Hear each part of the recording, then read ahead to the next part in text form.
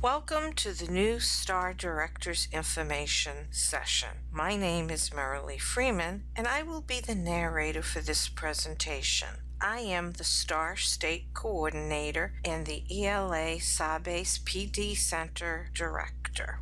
I really want to thank you for participating in this PD opportunity today, and you will learn about the STAR online training. By going through this short presentation, you will be in a better position to support your teachers as they go through the training. You are looking at the agenda for today's session.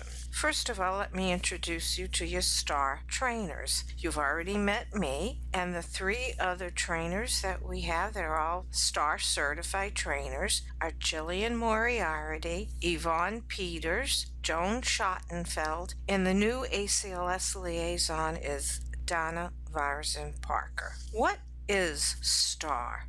STAR is a professional development opportunity to help you and your teachers implement evidence-based reading instruction, otherwise known as EBRI. All the techniques that you will be learning in the training are evidence-based. Most adult education teachers don't have degrees in reading, and if they do have a degree, it is probably most likely related to the K through 12 system. When your teachers finish the STAR training, they will be able to say with a large degree of certainty that they know the most effective ways to teach reading to the intermediate level adult readers. And we focus on this particular level of readers because they are the largest group of learners and also because their needs are more complex. We pretty much know what to do with beginner readers. They need a phonics program with scope and sequence. We also know how to work with advanced readers, giving them content vocabulary and comprehensive strategy. But as you'll find in the training, the research indicates that the intermediate level readers are not a homogeneous group. Their needs vary, and this is why, as a whole, we have not been as successful in moving these readers forward to the next level where they can be successful in post-secondary education and employment. STAR focuses on the intermediate level readers. And it is important that teachers who will be participating in this training are actually working with the intermediate level readers.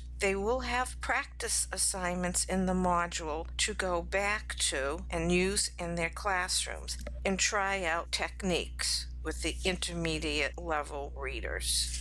STAR participation. Both directors or a director designee, assistant director, or site coordinator need to participate in the training. However, the directors do not need to complete the whole training. What they do need to complete is Section 1, which really explains everything you'll always want to know and need about diagnostic assessments. So we ask that the directors complete that Section 1 so they're familiar with how to administer the diagnostic assessments so they can help and support their teachers as they're going through that training. But what we do ask you to do is to then go through and watch the videos for the second and third sections where you will learn about how to use EBRI strategies. And then the STAR teachers must, again repeating, have a class of students who fall into the GLE range of 4 through 8.9 or the NRS level 3 and 4. Directors need to provide time and money for the teachers to complete all of this training. The trainers need your help to keep the teachers moving forward during the training. As you will see on the next slide when we show you the syllabus, STAR is a very lengthy and complicated training. Here is a sample of the syllabus. It actually is from our training coming up. So there are 3 face-to-face meetings and 30 self-paced online modules. In order for STAR to be successful, directors need to find time for the teachers to complete the online modules and to provide the teachers with some kind of monetary compensation for doing all this work. It takes a lot of time to go through these modules. They watch a video and then they're asked to actually do something in the area of practice for that module. You'll see approximate times here, and so to watch a video, it might take 60 minutes,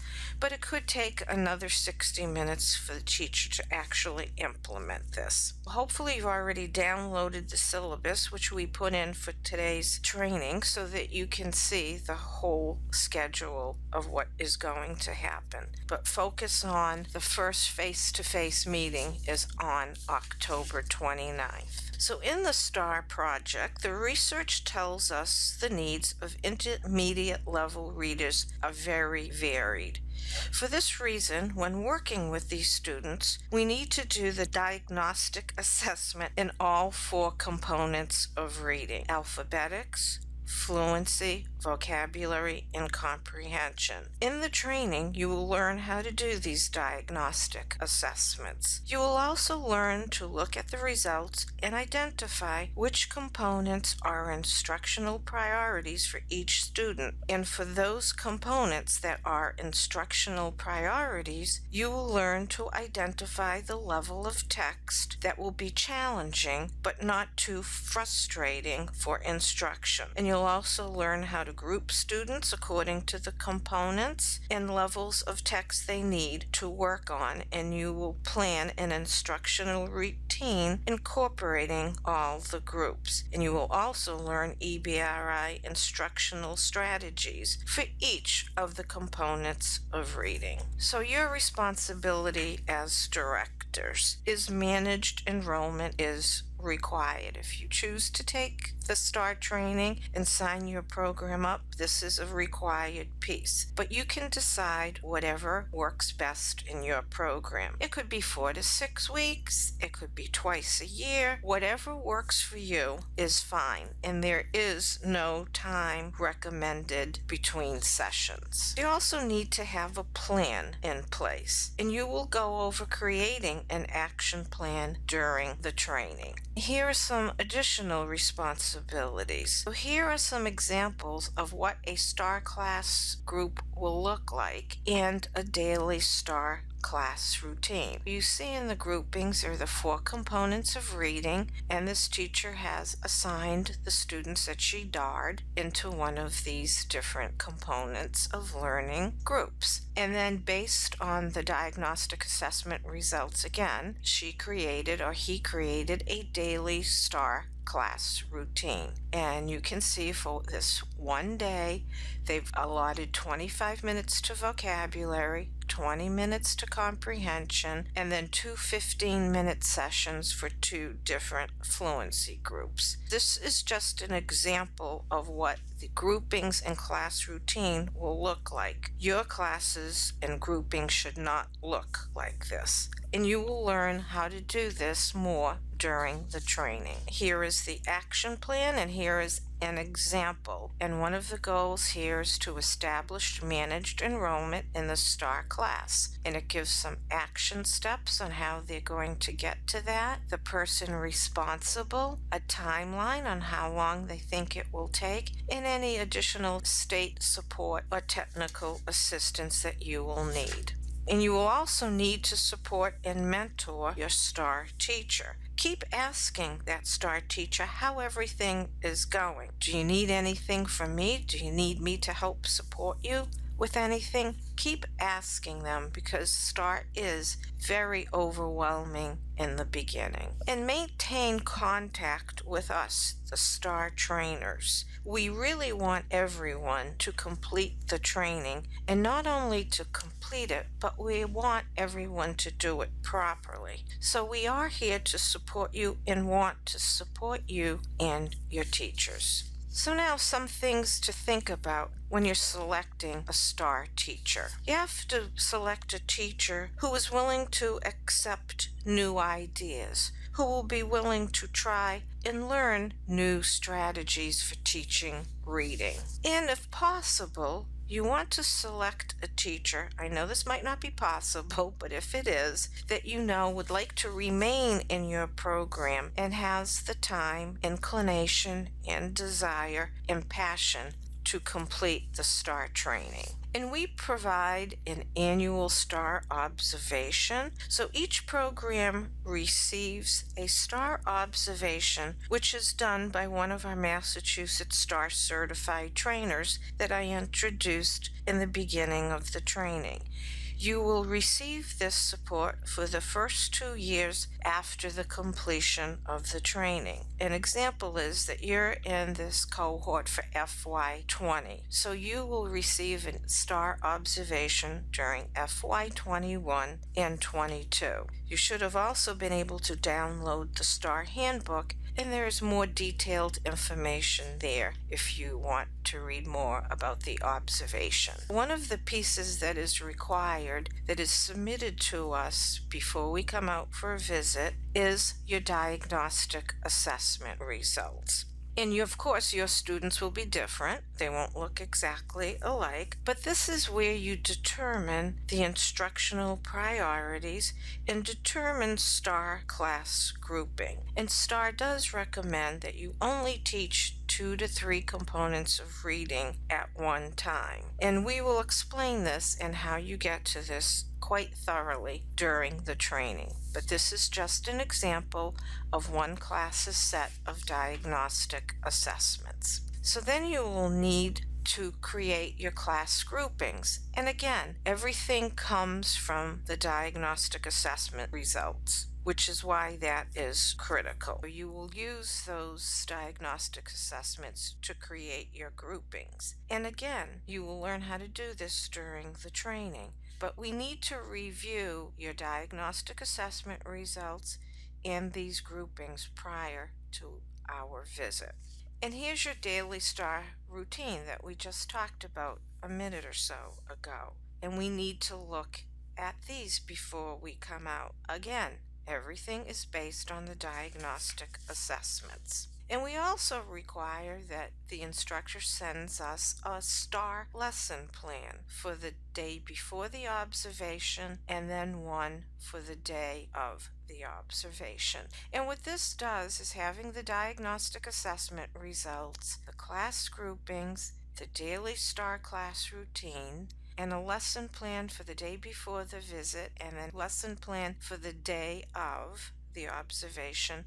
This really helps the trainers get a better sense of what is actually going on and being taught in the STAR classes. And we also request that the director or whoever your designee might be to also be present during the observation. And after the observation, there's a debriefing following that observation and along with the STAR teacher. And this is important so that the director, the STAR trainer, and the teacher all sees and hears the same thing. The trainers do need time to review all this paperwork. As you see, there's a lot of paperwork that needs to be submitted, and all of us as trainers review everything quite thoroughly and carefully in order for us to be able to get a better sense and to be able to support you and make any suggestions or recommendations or even just a little bit of tweaking to what's going on in your classes. And if for any reason we don't receive all the materials, 2 days prior to the observation, we will need to cancel the observation. And this really will result in a delay of you and your teachers receiving important and valuable information about your implementation process. You need to ensure that your STAR teachers are maintaining fidelity to the STAR model. This is one of the reasons that the directors or a director designee are required to participate in the STAR training, so that you will see and learn everything that your teacher needs to know, and you can help and support them along the way. So when determining a class schedule, again, managed enrollment is the key to success. In using the diagnostic assessment results to inform groupings is mandatory, and only STAR-trained staff can administer the diagnostic assessments of reading. And if you have been trained previously in STAR, if you have other teachers in your program who have been trained in STAR, or by any SAR-based training that offers the diagnostic assessment, which was most likely facilitated by John Strucker, are also eligible to administer the diagnostic assessment of reading. So this diagnostic assessment of reading includes assessment of the four components of reading: alphabetics, fluency, vocabulary, and comprehension. A process for administering diagnostic assessment needs to be in place before the students are placed in a STAR class. And usually a diagnostic assessment of reading could take 30 to 40 minutes to complete, and that is one-on-one with the student. And as teachers get more confident in administering the test, the time will decrease, and it also will not take the full 45 minutes if you have a lower level reading student. And the good news is that the diagnostic assessment of reading is only administered once to a student. And again, can't emphasize this enough, that the STAR class groupings are based on those reading assessments. Just to review what needs to happen for implementation to occur and for you to be able to sustain STAR. You will need an ongoing process to do diagnostic assessments as new students come into your program during your managed enrollment time, so that you can determine whether they're eligible for the STAR class. A structured class schedule needs to be created. You need to allow adequate teacher time for planning and delivering the evidence-based instruction. And you will also need to create a collection of STAR recommended materials and resources, and all of these will be available during your STAR training. So again, just getting back to the STAR technical assistance, which is provided by your STAR certified trainers. We do this for the first 2 years after the completion of the training. And as you can see in that last bullet, if you ever have any questions, please reach out and contact me. And in order for change to happen for the needed implementation, you will need to create a time and space will be needed for the diagnostic assessments, for direct and explicit instruction to happen, and additional planning time to get started will be needed. The role of the program leaders is to identify and make the necessary changes to support implementation. And here is a draft of the overview of the training. As I may have mentioned, that the online training is divided into 3 distinct sections. And the first section is what is EBRI and how to administer diagnostic assessment. And again, this is the section that we ask the directors to participate and do those first 10 modules. And that will occur between the end of October, after the training begins, through December. Then section 2, January through March, is all about learning evidence-based instructional techniques for each of the 4 components of reading: alphabetics, fluency, vocabulary, and comprehension. And then the final section of the training is how to create an instructional routine and grouping your students, and then your next step for implementation. And a key to success for STAR are the National Implementation Research Network synthesized the research on implementing complex change. As we mentioned before, leadership is one of the drivers of successful implementation.